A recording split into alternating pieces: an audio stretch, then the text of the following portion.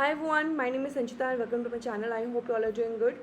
And yes, जिस चीज़ की हमें बहुत दिनों से वेट थी वो finally is here. UGC NET exam notifications are out. Exam जो होने वाला है वो हमारी जून, जैसा हमने ऑलरेडी थोड़ा सा आइडिया लगाया था कि जून में हमारे एग्ज़ाम्स हो जाएंगे, तो यूजीसी नेट के ऑफिशियल वेबसाइट पे एग्ज़ाम का डेट आ चुका है. यूजीसी के ऑफिशियल वेबसाइट पे एग्ज़ाम के डेट्स आ चुके हैं. तो let's take a look at the notification जो कल आया है 20 अप्रैल 2024 को. सो इससे पहले भी कुछ डिस्कशंस हुए थे, कुछ बातें बताई गई थी यूजीसी चेयरमैन के द्वारा. उनको भी आज हम लोग हमारे सेशन में डिस्कस करेंगे. So see the notification is that the NDA is interested by the UGC with task of conducting UGC net. तो जैसे कि लास्ट कुछ सालों से एनटीए ही ये एग्ज़ाम कंडक्ट करवा रहा है, सो एनटीए को अगेन ये टास्क दिया गया है by the UGC to conduct this exam once again. अच्छा, कौन कौन इसमें एलिजिबिलिटी, ये टेस्ट किस किस की एलिजिबिलिटी के लिए होगी? So award of junior research fellowship, यानी कि जिसको जेआरएफ चाहिए, ठीक है. अपॉइंटमेंट एज असिस्टेंट प्रोफेसर, जो असिस्टेंट प्रोफेसर के लिए एलिजिबल होना चाहते हैं उसके लिए भी एलिजिबिलिटी टेस्ट है. Apart from that appointment as assistant professor and admission to PhD, तो असिस्टेंट प्रोफेसर के साथ जिनको पीएचडी में भी एडमिशन चाहिए वो भी इसके लिए एलिजिबल है. एंड साथ ही साथ एडमिशन टू पीएचडी ओनली, जिसको सिर्फ और सिर्फ पीएचडी करनी है. अब कल के नोटिफिकेशन से पहले, the day before yesterday, UGC chairman doctor mummy डाला ने एक नोटिफिकेशन जारी किया था कि ये एग्ज़ाम क्यों डिफरेंट है. बहुत सारे कारणों से एग्ज़ाम डिफरेंट है. उनमें से एक कारण ये है कि ये एग्ज़ाम को कौन कौन दे सकता है. तो ये एग्ज़ाम को वो कैंडिडेट भी दे सकता है. The UGC NET June 2024 is new in the way that the candidates who are pursuing 4 year 8 semester, 4 years यानी कि जिसमें 8 सेमेस्टर बाई एनुअल एग्ज़ाम्स जिसमें होते हैं, semester bachelors degree program are in their last semester or year may also apply for the UGC NET. तो जो 4 साल के बैचलर डिग्री प्रोग्राम कर रहे हैं और अपने लास्ट सेमेस्टर पे है, जो पीएचडी करना चाहते हैं, these students will be allowed in which they want to pursue their PhD irrespective of the discipline in which they have obtained the 4-year bachelor degree. ठीक है. सो जिस भी सब्जेक्ट में वो पीएचडी करना चाहते हैं, irrespective of the discipline they have the degree in, जो भी अलग डिसिप्लिन में भी अगर वो पीएचडी करना चाहते हैं तो उनके लिए भी वो एलिजिबल होंगे, उनके लिए भी वो एग्ज़ाम दे सकते हैं यूजीसी नेट जून 2024 का. तो ये भी एक एलिजिबिलिटी बढ़ाई गई है. कुछ और कंपटीशन इस एग्ज़ाम के लिए लाया गया है, that we can make out of it from this notification. देखो नोटिफिकेशन में लिखा कैसी शब्दों से है, what is new in UGC NET June 2024, यानी कि कुछ नया इसमें ऐड ही करेंगे, कुछ हटाएंगे तो नहीं. ऐड किया गया है क्या? the candidates who are pursuing the 4 years that is 8 semester bachelor degree program and are in the last semester, जैसे हमें पहले पता था कि वही सिर्फ एलिजिबल होते हैं इस एग्ज़ाम के लिए जो अपने मास्टर प्रोग्राम में इनरोल्ड होते हैं, मास्टर में परसुइंग होते हैं, वो ही एलिजिबल होते हैं इसके लिए. और वहाँ पे हमारा बहुत एग्ज़ाम जो होता था वो बहुत जेआरएफ एंड असिस्टेंट प्रोफेसर के लिए होता था. Assistant professor was the criteria कि अगर आप हाईएस्ट 1% में आते हो तो आप जेआरएफ आपको मिलेगा, बट बाकी सबको अगर आप क्वालिफाई करते हो तो आप असिस्टेंट प्रोफेसर के लिए क्वालिफाई होते हो. बट यहाँ पे पोर्टल की जो एलिजिबिलिटी है उसको भी कहीं ना कहीं बढ़ाई गई है और यहाँ पे ओनली पीएचडी, जैसे हमारा पहले था जेआरएफ एंड असिस्टेंट प्रोफेसर, ऐसे दिखाते हैं ना कि you are applying for both JRF and assistant professor या फिर ओनली असिस्टेंट प्रोफेसर. यहाँ पे उसको ओनली पीएचडी भी करवाया जाएगा अभी. ठीक है, सिर्फ और सिर्फ पीएचडी के लिए आप एलिजिबल होना चाहते हो. So the candidates with a 4-year bachelor degree program are also allowed to appear in the subject in which they want to pursue PhD. अभी पीएचडी में आप कौन सा सब्जेक्ट चूज करने वाले हो उसके ऊपर आप एग्जाम दोगे irrespective of the discipline in which you have got your 4-year PhD degree. ठीक है, जिसमें जो भी आप परस्यू कर रहे हो उसके अलावा भी आप दूसरे सब्जेक्ट में आप पीएचडी के लिए ट्राई कर सकते हो. ओके, ये आपका नया नोटिफिकेशन आया है. इसके अलावा कुछ घटाया है तो कुछ जोड़ा भी है. जोड़ा कैसे है? चेंज कर दिया है the mode of conducting this exam. So the NTA will conduct UGC NET June 2024 for JRF and eligibility for assistant professor and admission to PhD in 83 total subjects. तो सब्जेक्ट्स इतने ही थे. इन ओएमआर यानी कि आपकी OMR यानी कि pen paper mode आ चुका है आपका, ठीक है। मार्कशीट जो होगी वो आपकी यानी कि आपका एग्ज़ाम का जो कंडक्शन होगा वो CBT मोड से हटा के OMR शीट पे कर दिया गया है, जहाँ पे आप पेन पेपर से एग्ज़ाम दोगे। तो ये एक बहुत बड़ा झटका लगा है, बट कोई बात नहीं है। OMR शीट को लेके आपको डरने की बात नहीं थी यार। ये तो वही बात हो गई कि मैम CBT होता था तब भी हमें डर लगता था, अभी OMR हुआ है तो भी हमें डर लग रहा है। सो OMR मतलब बेसिकली ऑप्टिकल मार्क रिकॉग्निशन, जो हम लोग ऑलरेडी अपने बोर्ड्स में भी एग्ज़ाम देते हुए आए हैं। हम जो भी पेन पेपर एग्ज़ाम होता है वहाँ पे रजिस्ट्रेशन वाला पोर्शन पूरा OMR में ही होता है। अभी आप सेट के लिए एग्ज़ाम देते हो तो वहाँ पे भी आप OMR शीट्स में एग्ज़ाम देते हो, राइट। और मैं ये चीज़ नोटिस कर रही हूँ कि अभी जितने भी न्यू एग्ज़ाम्स बन रहे हैं ना, NTA या फिर CBSE जो भी एग्ज़ाम्स कंडक्ट करवा रहा है, वो भी they are also approaching for the again the traditional OMR modes only. They are kind of वो CBT को ना कहीं they are not adapting to it. I'm not very sure, but one thing is good here, क्योंकि एक ही दिन आपके सारे exams हो जाने हैं। तो देखो थोड़े डेट शीट पे एक बार नज़र घुमा लेते हैं। सो schedule of the UGC NET June 2024 looks like this. Submission of online application form will start from 20th April till 10th of May। तो बिल्कुल लेट नहीं करना है गाइज। आप 5 दिन लो, टाइम लो, ठीक है, क्योंकि फ़ीस काफ़ी हाई है वैसे। तो 5 दिन का टाइम लो, आराम से एग्ज़ाम के लिए फॉर्म भर दीजिए। But if you are ready for the exam तो I would surely say that go for it, ठीक है। सो बहुत ज़्यादा देरी मत करना, बिकॉज 10th of May तक ही ये टाइम है। तो जल्दी से जल्दी जितना हो सके उतना एग्ज़ाम भर दो। विद इन 20-25 डेज़ ही आपके 20 डेज़ का टाइम दो है बेसिकली आपको। So last date for submission of examination fee will be 11 to 12th of May। तो उतने दिन आप वेट मत करना, जितने जल्दी हो सके। जितना एकदम रश आप ना अवॉइड करने की कोशिश करो। जितना रश में रहोगे उतना टेंशन रहेगा। एग्ज़ाम देना है तो जल्दी से जल्दी आप एग्ज़ाम के फॉर्म्स आप डाल दो। Correction window will open from 13 to 15th of May and announcement of exam city center is अभी बताया नहीं गया, intimated later।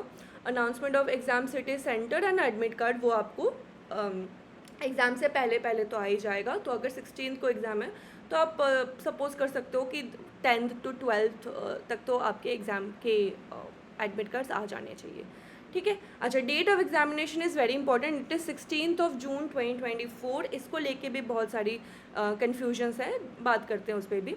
Centre, date and shift वो भी आपके एडमिट कार्ड में ही आपको सारी चीज़ें मिल जाएंगी। Display of recorded response and answer की ये आपको एग्ज़ाम के जब रिज़ल्ट आएगी तभी पता चलेगा, क्योंकि अभी कैसे बताएंगे। अच्छा, websites to C R UGCNET.NTA.AC.in और NTA.AC.in पे भी आप जाके देख सकते हो। एप्लीकेशन फ़ीस देख लो। जनरल और अनरिजर्व कैंडिडेट के लिए it's 1150, general EWS OBC NCL non criminal layer के लिए 600 है, and SC ST PWD and third gender के लिए इट इज़ 325, ठीक है। अच्छा, अब बात करते हैं थोड़ा सा एक डेट ऑफ एग्जामिनेशन को लेके, जिसको काफ़ी डाउट हो रहा है। इसके बाद हम लोग थोड़े इंस्ट्रक्शंस को भी पढ़ लेंगे क्या क्या दिया है। So date is 16th of June 2024 and बहुत यहाँ पे मेरे स्टूडेंट्स मुझे ये भी डिस्कस कर रहे थे कि ma'am 16th of June exam अगर हुआ तो ये क्लैश हो जाएगा with the UPSC prelims exam. तो UPSC प्रीलिम्स का क्या हुआ ना, UPSC prelims was suppose to be held on 26th of May, but इसको फिर पोस्टपोन कर दिया and the new date that has been announced is 16th of June। So I am not sure कि अभी क्या करेंगे, क्योंकि पोस्टपोन तो देखो मेरे हिसाब से तो होनी चाहिए। Exams these national level exam should not clash with each other, ठीक है। But I am not sure कि अभी NTA UGC ये डेट्स वापस लेंगे या फिर नया डेट देंगे, और इस टाइम पे मेरे हिसाब से पोस्टपोन हो भी सकते हैं। UPSC का प्रीलिम्स का एग्ज़ाम पोस्टपोन हुआ क्योंकि वोट्स के डेट आ चुके हैं, इलेक्शंस के चल रहे हैं, वो सारी चीज़ें हो रही है। सो मेरे हिसाब से अगर पोस्टपोन हुआ भी तो जून में ही होगा, और शायद एक वीक पोस्टपोन कर दे, ठीक है। पहले भी एग्ज़ाम्स ऐसे डेट्स पोस्टपोन हुए हैं। सो आप टेंटेटिव आप ये मत मान के चलो कि मैम पोस्टपोन वाला डेट ये मान के चलते कि पोस्टपोन हो ही जाएगा। We are not sure. If you have issues with it then please ये आप लेके जाओ यूजीसी तक, एनटीए तक ये चीज़ आप लेके जाइए. राइट मेल्स टू देम और try to contact them through Twitter, और आप उनको कॉल भी कर सकते हो. बट इन माई ओपिनियन अगर आपको इशू नहीं है सो गो फॉर इट. 16 जून आप मान के चलो. If you have issue, if you are facing issues, then make it a point to take it to the higher authority. ठीक है, जो अथॉरिटी पोजीशन पे उनको आप जाके ये बात बता सकते हो कि we are facing this issue because the exam date is clashing. और मेरे हिसाब से नेशनल जो एग्ज़ाम्स होते हैं उनको सेम डेट पे कंडक्ट करवाना is not a good idea. Okay, अच्छा OMR की थोड़ा बात कर लेते हैं कि अभी OMR से परेशानी हो रही है. क्यों भाई परेशानी क्यों हो रही है? इतने दिन तो CBT से परेशानी हो रही थी कि बहुत कन्फ्यूजन होता है मैम, कंप्यूटर्स ठीक से काम नहीं करते हैं, लेट करवा देते हैं, कौन सा पेज कहाँ चलता है वो नहीं समझ आता है. तो इन सारी झंझट से बिल्कुल हटा दिया है. We are going the traditional method again. So अभी OMR शीट्स की बात हो रही है. OMR शीट्स में क्या होती है, सेम एग्ज़ाम के पैटर्न में कोई डिफरेंस नहीं आया. आपको फिर से वही 150 क्वेश्चंस ही आपको सॉल्व करने होंगे, जहाँ पे आपको 1 आवर जो होगी that will be given to solve 50 questions of 2 marks each, and 2 hours will be given to solve 100 questions of again 2 marks each. तो टोटल आपको 150 questions होंगे और 300 मार्क्स होगा.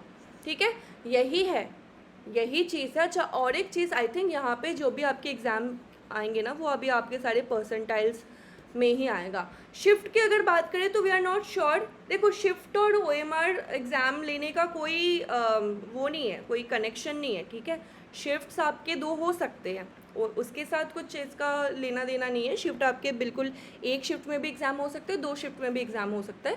That depends upon the strength of candidates, number of candidates that are applying for the exam. उसके साथ कोई shift का लेना देना नहीं है मेरे हिसाब से. तो शिफ्ट आपके 2 हो ही सकते हैं, उसको हम सोच के फ़ायदा नहीं है. एक चीज़ अच्छी है कि OMR पे अपना कंट्रोल होता है. ठीक है, हमें इधर उधर करनी नहीं होती कि क्वेश्चन खो गया. But another thing is OMR is a bit of time consuming. ठीक है, जो मेरे हिसाब से है. CBT में वी हैव द फ्लेक्सिबिलिटी कि आप एक क्वेश्चन को पढ़ो, उसको फिर बार मतलब एक बार सपोज मैंने उसको टिक कर दिया, then we also have the option to modify it, correct it और चेंज इट. बट आपको OMR में ये फ्लेक्सिबिलिटी नहीं मिलती. तो मेरा ये पर्सनल सजेशन होगा, जब भी आपको OMR शीट में एग्ज़ाम देना है तो you try to practice it. ठीक है, प्रैक्टिस आप कैसे करोगे इसके बारे में हम लोग फिर से एक बार बात कर लेंगे जितने आप एग्ज़ाम पास में आते हैं. बट मेरे हिसाब से आपके पास जितना टाइम है, ऑलमोस्ट 2 months और 50 days तो you have in your hand. So इसमें ना आप क्या कर सकते हो, OMR की शीट्स मिलती हैं मार्केट में. ठीक है, तो OMR के कुछ शीट आप लेके आ जाओ. For example you are trying to practice on the 10-year paper, तो 10 शीट्स आप ख़रीद के लेके आओ. और 10 शीट्स जो होंगी वो आप बहुत ही ईमानदारी से, बहुत ही ज़्यादा एकदम अटेंटिव होके आप 10 शीट्स को प्रैक्टिस के लिए, फॉर प्रैक्टिस पर्पस आप OMR में प्रैक्टिस करो. ठीक है, ये चीज़ आप कर सकते हो. OMR शीट्स आपको आराम से मिल जाएंगी. सो उसको टेंशन लेने की बात नहीं है. OMR में बस इतना ही करना होता है कि जो आपने सही आंसर अपने क्वेश्चन पेपर पे टिक किया उसको आप OMR शीट पे भी टिक करते हो. और बहुत लोगों को यहाँ पे कन्फ्यूजन होता है कि मैम बहुत कम टाइम है, तो वहाँ पे तो अगर कुछ OMR शीट में गलती कर दी है नंबरिंग में या फिर नेम्स को, या ना वहाँ पे name, roll number, everything you have to code and circle the codes.